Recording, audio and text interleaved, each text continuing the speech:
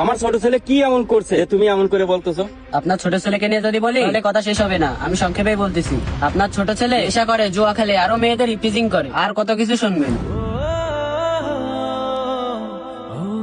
আমার ছেলে যে এইগুলি করে তোমার কাছে কি প্রমাণ আছে? না কাকা, আমার কাছে কোনো প্রমাণ নেই, আমি দেখলাম তাই আপনার কাছে বললাম।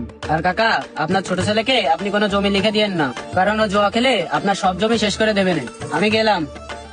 হায় আল্লাহ, আমি এ কি শুনতেছি? আমার ছেলে কি সত্যি এমন? যাই, আমার কাজ শেষ, এবার টুক করে যাই টাকাটা নিয়ে আসি। আমগুলো রোদে শুকাতে দেই, আচার বানাতে হবে। আব্বা, তোমার সাথে আমার কথা আছে। হ্যাঁ বাবা, কি কথা বলবি বল। আপনার ছোট ছেলে কি করে না করে সে সম্পর্কে আপনি কি খোঁজ খবর রাখেন? কেন বাপ, তোর ছোট ভাই আবার কি করেছে? মানে কি করেন আপনি সেইটা বলেন। ও এতদিন বসে বসে খাইছে, আমি ওরা কিছু বলিনি। ও এইভাবে বসে বসে খাইলেও আমি ওরা সারা জীবন বসে বসে খাওয়াইতে পারতাম, কিন্তু এখন যা করছে এটা আমার পক্ষে একদমই মানা সম্ভব না আব্বা।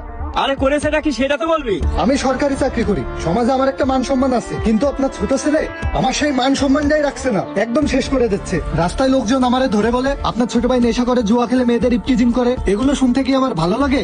শুধু এইটুকুই শেষ না আব্বা, মাসুদ কাকার ছোট ছেলে সিগারেট খাচ্ছে। আমি ওরা নিষেধ করেছি এ বয়সে সিগারেট খাস না। ও আমারে কি বলেছে জানো? কি বলেছে? ও আমারে বলে আপনার ছোট ভাই তো নেশা করে, জুয়া খেলে, মেয়েদের ইপটিজিং করে, আগে আপনি আপনার ঘর ঠিক করেন, তারপর আমাকে বলতে এসেন। তাই আমারও তো মানুষ টুকিটাকি এইসব কথা বলতেছে। আব্বা আপনাকেও বলছে? তাহলে তো ঘটনা সত্যি। এখন আপনি আপনার ছোট ছেলেরে কি করবেন তাড়াতাড়ি করেন। কি যে করি চিন্তায় পড়ে গেলাম। আব্বা আমার কাছে একটা বুদ্ধি আছে। কি বুদ্ধি শুনি? না মানে আব্বা, বাড়ির জমি তো আমার নামে লিখে দিছেন, আর রাস্তার পাশে যে 5 শতক জমি আছে ওইটা তো হৃদয়ে লিখে দিতে চাইছিলেন। তা বলতেছি আব্বা, আপনি ওর জমিটা লিখে দিয়েন না। কি জমি লিখে দেবো না মানে? কি বলতেছিস তুই? আরে আব্বা আপনি বোঝেন না, ওরে যদি আপনি জমি লিখে দেন তাহলে ও তো সব জুয়া খেলেই শেষ করে ফেলবে। বাপ, তাহলে আমি এখন কি করব?